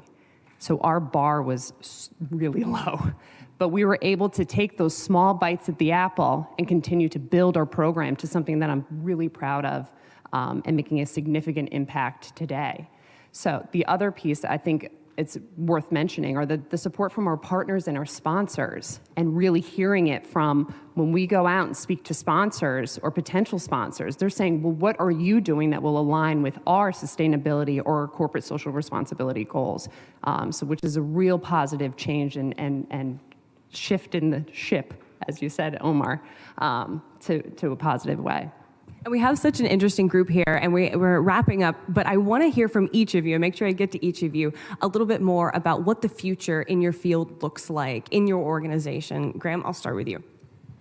Yeah, I think that something that we're hearing a lot here today is the power of professional athletes and folks who are playing sports to be advocates for the world that we need to move towards. And I think that that's something like here we're talking about climate, we're also talking about gender equity, we're also talking about social equity. And I think that as we look at the future of sports and as we look at the future of what it means for athletes to have impact, it's something that I am deeply invested in and believe in, and something that Protect Our Winners believes in, and I think many of us here do as well, is that athletes have the ability to drive social and political change in a really incredible way. And my role at Protect Our Winners these days, I used to be a professional athlete who worked with them directly. I continue to be a pro athlete, but these days I'm actually on staff with the organization to bring other outdoor recreation athletes into the fold and give them the tools in order to be advocates to drive towards the change that we need in the world. And seeing all of us here today gathered to talk about sports and talk about how sports can take on that change is something that is really exciting to me and something I really believe in. So when we talk about the future, and we talk about the future of what sports means globally, it means change, and it means moving towards the kind of world that we need to live in. Using your voice regardless, right? Yeah. Lauren? I think a lot of it is about just like today. We're all sitting in a room together talking about making significant change and how we all can work together globally to make an impact just through sport. Millions of people watch and participate in sport, thankfully. And so those are a lot of eyes, a lot of people engaged in sport, and we can use this as a platform to continue to message out and model the behaviors that we want to see globally. I love it. We are doing what we need to do within our organizations to get our house in order, right? We have to do what we're doing in the NHL in our arenas. But to the point that's raised, it's the millions of fans that watch our game where we're going to have real impact. And so it's really real, just get very specific. Sustainability is a hard thing to talk about. It's global, but yet it's local. It requires all types of change that we talked about. When you boil it all down, when you think about it, for you, the kids that are watching this, sustainability is all about respect. Think about that. It's about respect for the communities where we live, work, and play. It's respect for my team, for my family, for the fact that I have a place to go and play outdoors. Those are the most important things. We need to distill that message down effectively so that people get it. And then we can use our platforms to give them the tools, infographics, education, for athlete awareness to drive that change. Youth in particular want action now. We need to use our platforms to leverage it so that we can give them a roadmap for how we can get the meaningful change that we aspire to. Absolutely. Lauren, Omar, Graham, thank you so much for your conversation and for laying this foundation for us today. And finally, it is my great honor and pleasure to pass the baton to Mr. Robert Skinner, Chief of Partnerships and Global Engagement in the Department of Global Communications, who will moderate the final panel of our event today. Oh, hey, the role of government in scoring for the goals. So I'd like to invite, of course, you, Rob, and all the panelists down to the floor.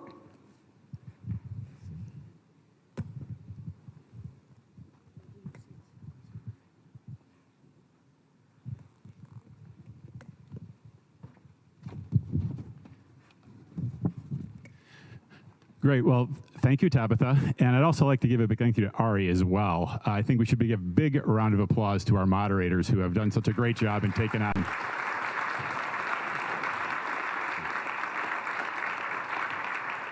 taken on multiple panels, so I get to be the moderator wrap-up, which is a tough act to follow, so thanks to you both. But it is a great pleasure to be here to moderate this panel on the role of government. And here at the United Nations, of course, we are an organization of governments, and the governments truly have a significant role to play as we think about how sport engages at the country level, at the international level, and at the local level. So we have an amazing group of really dedicated, committed ambassadors, permanent representatives, as we call them here at the UN, who are going to talk about how their governments are working with sport and what they're doing. And so I'll quickly introduce the panel. We have Her Excellency Ms. Alia bint Ahmad Al Thani, permanent representative of the state of Qatar to the United Nations. Thank you for joining us, Ambassador. Her Excellency Ms. Isabel Pico, permanent representative of the Principality of Monaco to the United Nations, and His Excellency Mr. Omar Hilal, permanent representative of the Kingdom of Morocco to the United Nations. Thank you all for being with us today, and we appreciate your commitment, of course, from the Department of Global Communications. First, Ambassador Al Thani, I'd like to ask you, you hosted probably the biggest sporting event in the world last year in Qatar. The World Cup, the FIFA World Cup, had a lot of attention. First time it's been hosted in the Middle East, first time it's been hosted in what we describe as the northern winter, I guess, in the months of November, December. But there was a true commitment to sustainability with the event. And could you tell us a little bit about the sustainability strategy and the legacy and how the tournament was viewed, the tournament and beyond? And from what I understand, we have a video that's going to help with that. So over to you, Ambassador Al Thani. Thank you so much, Robert. Again, thank you very much for this opportunity. It's always a pleasure to be here, joining hand in hand, celebrating another yet International Day of Sports for Development and Peace. As you know, both Qatar and Monaco co-chair a very important group of friends here in New York that dedicates its time and effort to promoting the importance and the power of sports when it comes to achieving the Sustainable Development Goals. So, Robert, you've touched upon a very important and emotional moment for me as a Qatari. Of course, Qatar has hosted last year the 2022 FIFA World Cup. November, it was an important opportunity for us that captures the moment and in terms of how important this occasion to yet again, position the 2030 agenda. Of course, the 2022 FIFA World Cup had sustainability at its heart since the beginning. How did we do that? We did this, of course, through an important aspect. The tournament, of course, has changed the way future FIFA World Cup competitions and other sporting mega events are organized. It has built a lasting, sustainable legacy that contributes to the United Nations Sustainable Development Goals and Qatar National Vision, of course. We've done that, of course, through developing a comprehensive sustainability strategy, and we've created a positive legacy for the region. The strategy, of course, focused on several key areas, including energy and carbon management, water and waste management, and, of course, the protection of natural habitats and biodiversity. The strategy, of course, is a landmark in itself. Why? It is the first time in the history of the FIFA World Cup as the first sustainable strategy to be developed and delivered jointly by the Prime Minister. This strategy, of course, enabled us to deliver a tournament that sets benchmarks for social, human, economic, and environmental development. It represents our collective global goals when it comes to a greener planet, increased accessibility and inclusivity, and development opportunities for everyone. Some of the measures that we're taking to reduce the carbon footprint of the tournament included the use of solar power to provide energy for stadiums, the implementation of energy-efficient technologies, and the establishment of modernized metro system and the use of electronic vehicles for transportation.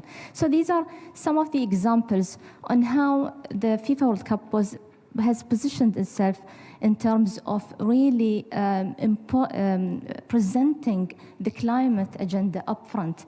And we believe that this is a responsibility that should be taken forward by the upcoming hosts of the upcoming FIFA World Cups. We cannot go back in terms of objectives, especially how we position the 2030 agenda and the climate change agenda. The legacy, of course, includes the creation of sustainable infrastructure that could be used for future events, the contribution to development of other countries. Again, of course, you all remember the most advanced and technologically advanced stadiums that Qatar has hosted for the matches of the World Cup. And of course, these 8 stadiums today are considered the most technologically advanced and environmentally responsible stadiums. Let me give you an example how these stadiums today are contributing to the development agenda. Most of the stadiums today have reduced their seating capacity. Most of the seats have been already donated to other countries to help improve their sporting facilities. This is one important example. Again, one of the most important stadiums that hosted the FIFA World Cup was known as Stadium 974. 974 was built out of shipping containers. Of course, today the stadium has been dismantled totally. Most of the seats have already donated as well to developing countries to help local communities to develop their sporting facilities. Many of the portable housing locations that has been used during the World Cup has already been donated to many countries who are suffering from natural disasters and situations of displacement, where these housing facilities are being used by refugees and people who are affected by conflicts and natural disasters. Again, these are very important examples. We do not want to have empty stadiums. We want to make sure we put these stadiums in good use, whether to contribute to the development of other countries or using the stadiums to develop the communities itself in Qatar. For example, one of the stadiums have already been transformed as a local community center, as a facility to be used by students, by communities. So I think this is very important aspect. How can we use a mega sporting event to position the 2030 agenda in the right direction? I think I want to stop here and give an opportunity to the CEO of the organizing committee for the World Cup, known as the Committee for Legacy and Delivery, Mr. Nasser Al-Khater, who has shared with us a video message to again highlight some of the important aspects of how the 2022 FIFA World Cup have contributed to many important aspects, including promoting gender equality and the empowerment of women. As you know,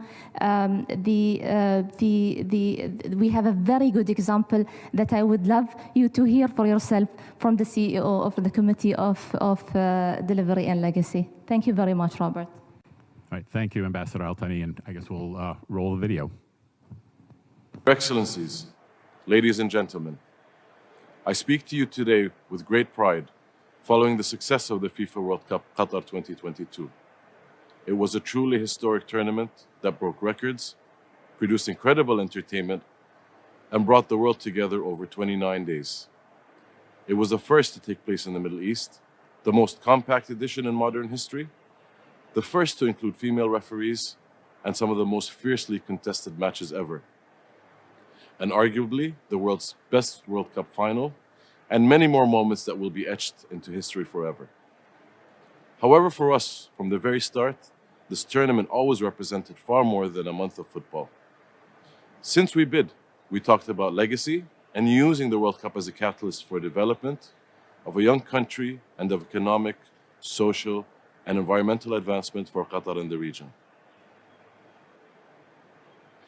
And when we talk about our pride in having delivered this tournament, it is not just in relation to the football, but also the event's legacy that is already being felt today. From infrastructure designed and built fit for purpose post-tournament to economic growth accelerated by the World Cup, the most environmental friendly tournament ever, an experience inclusive and accessible to all, and more. The positive impact of this tournament can be felt everywhere. More than 1 million visitors experienced and enjoyed an Arab world and the Middle East that was filled with hospitality, love, passion, and joy. Contrary to misconceptions, another 5 billion tuned in and got to learn about the culture of the region. Off the pitch and around the world, our Generation Amazing program reached over 1 million beneficiaries, using football to empower future generations and to create positive social change. We're certain that this program will continue to engage many more in the years to come. Sport is not just about competition or entertainment, but it is an opportunity to build, transform, and develop societies, countries, and regions. Qatar 2022 was a stepping stone in our country's international sporting portfolio and its vision to use sport as a vehicle for positive change. Next year, we'll be hosting the AFC Asian Cup, and in 2030, we'll be hosting the Asian Games, coupled with annual competitions in sports, including Formula One, tennis, golf, and many more. These events will continue serving as platforms to shine a positive light on our region and driving sustainable impact across a variety of sectors. We hope that the benchmarks we set in sustainability across all aspects of our tournament, preparations, and delivery prove to benefit to future mega event hosts, and that the power of such events to deliver positive and sustainable impact is recognized across the board.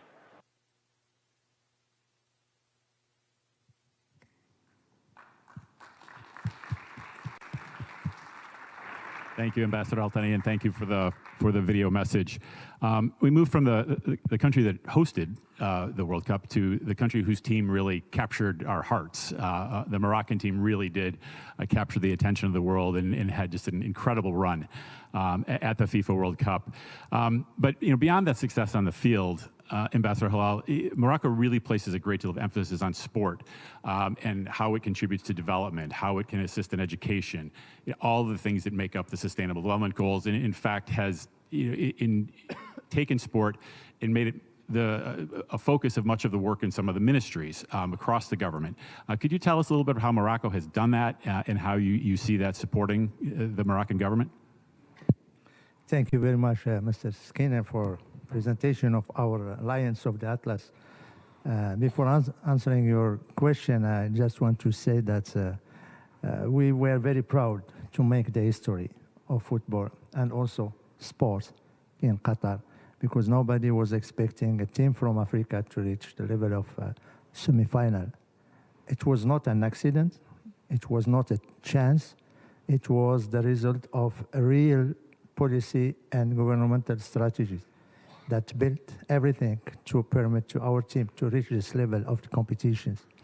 And the work have been initiated by His Majesty the King Mohammed VI more than 15 years by calling for national conference to discuss about the challenges of sport, how we can improve it, how we can open it to be more inclusive and offer chance to all generation and all kind of population in every city to play sports and to compete also.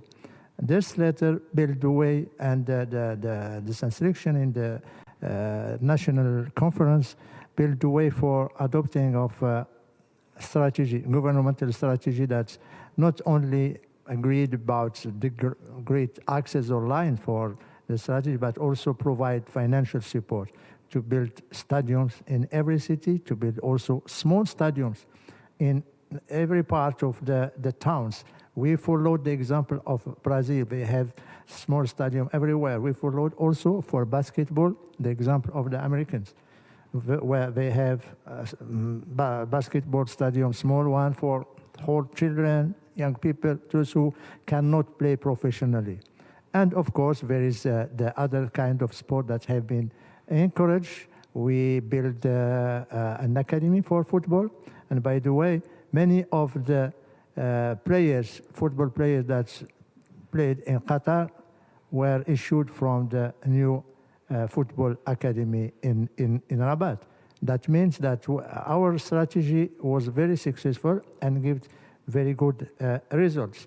I believe that sport, when it's supported by a good governance, supported by finance, and supported by a vision, sport is not only competition, it's soft power, it's also a means to improve life of population. It means also to build resilient society, and it's also a tool to implement the SDGs and help all components of the society to be part of a dream.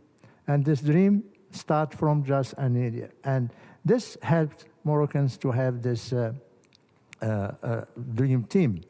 Of course, sports is not only, the objective of sports is not only for economic or only implementing SDGs or elevating the level of life of society and contributing to development of country, but it's also a tool to send and to spread a message of tolerance, message of existing together or accepting the others, message of being moderate and being open to the stranger, to the partner, to the neighbor, and even neighbors with whom we don't agree or we have differences. And this is also a school to prevent from violent extremism, a school to build people, especially young people, with clear mind, with strong mind, that will not follow violent ideology or obscurantist, will not say philosophy, but obscurantist or objectives.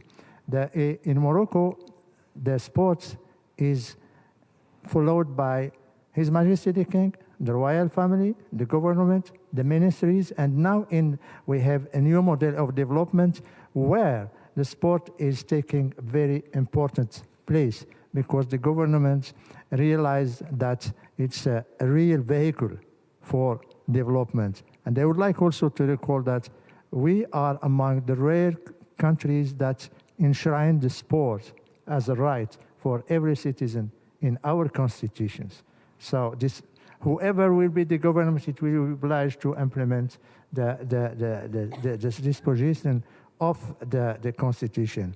And of course, I just want to recall that just yesterday, with the coincidence of the celebration of 10 years, we managed to unite Africa and Europe, because yesterday the European Federation of Football and the African Federation of Football supported unanimously the bid of championship in Spain, Portugal, and Morocco by 2030. This, what does it mean? It means that two continents and several states united their effort to play sport, to offer chance to people to see that sport is uniting these two continents, uniting also the Mediterranean, Middle East, and offering moments of, moment of joy, moment of happiness, but also a moment of harmony between different people all around the world. Thank you.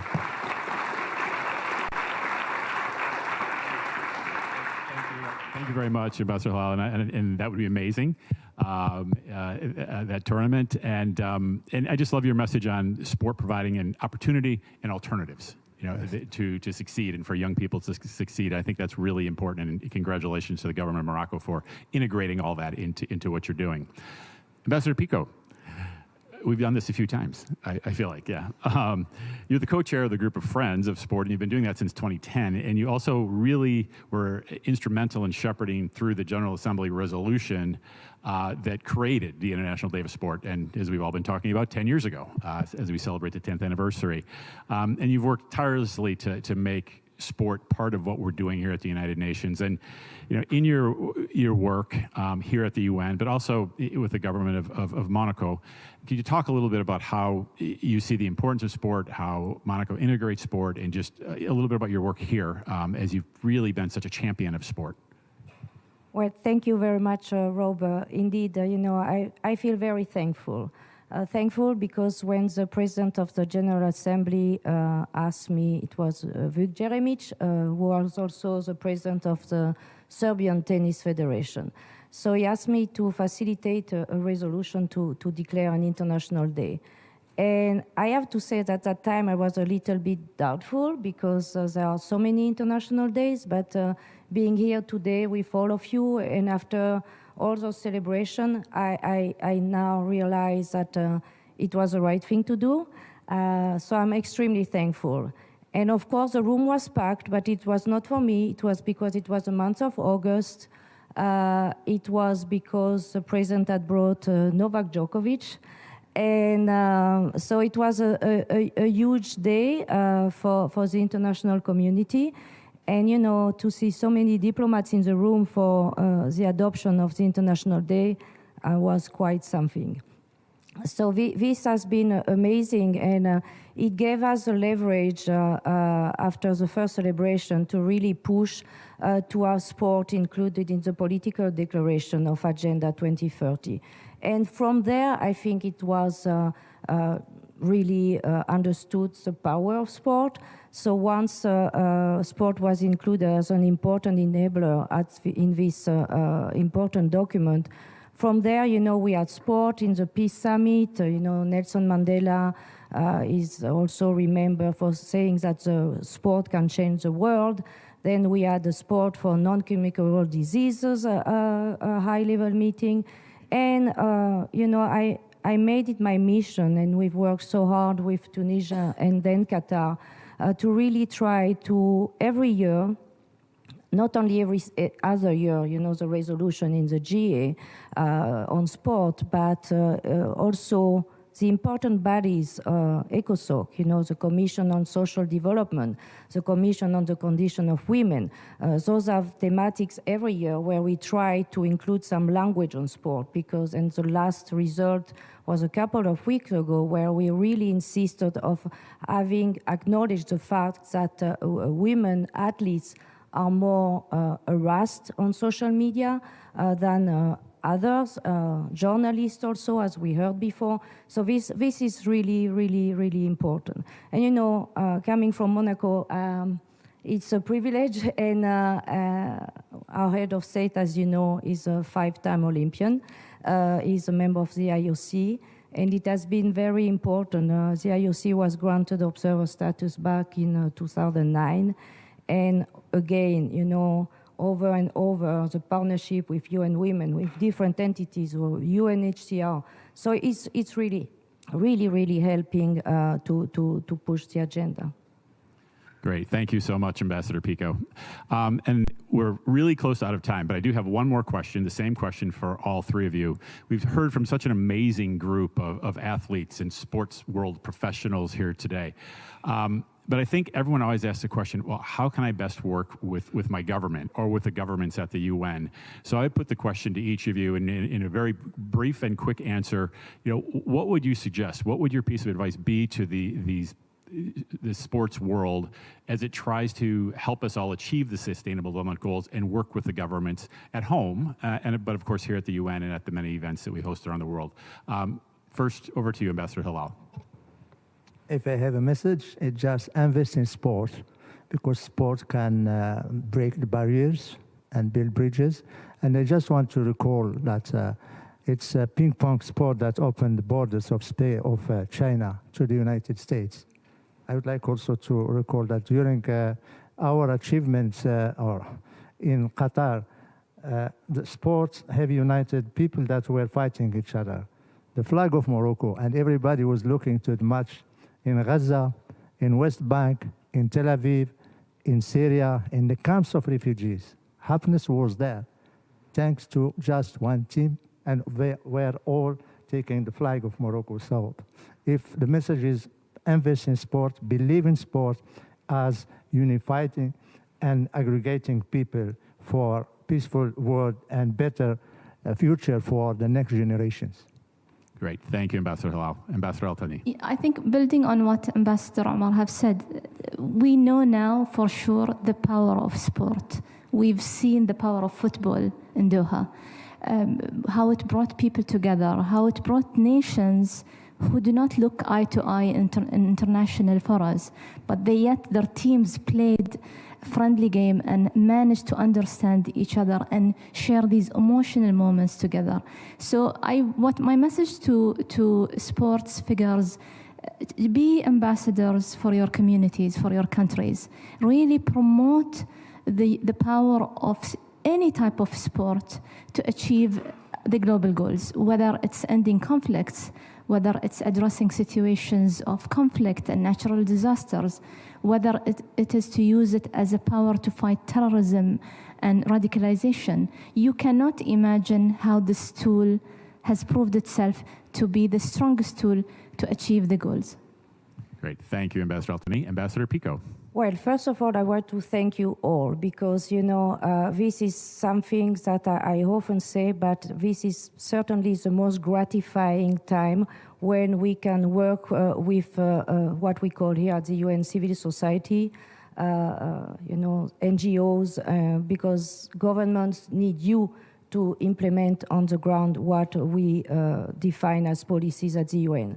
So I will go back as a firm believer in the Olympic ideal, and I will give you the mottos, that is faster, higher, stronger, together. Great. Thank you. Thank you. Great words to end on.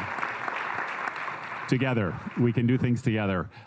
Excellencies, thank you for being with us today and for your commitment. We're all going to keep our seats while I throw the floor back to Maher Nasser to wrap up for us today. Well, thank you, Rob, and thank you, everybody. Thank you to everybody with the audience here who has been following us online. Thank you to the colleagues who organized this, to the volunteers from different parts of the department, and otherwise to the interpreters. Thank you very much for enabling us to fulfill our commitment to multilingualism. To the 4 ambassadors who have stayed with us throughout. This doesn't happen frequently in those events, so very, very grateful to all of you and other diplomats who are in the room.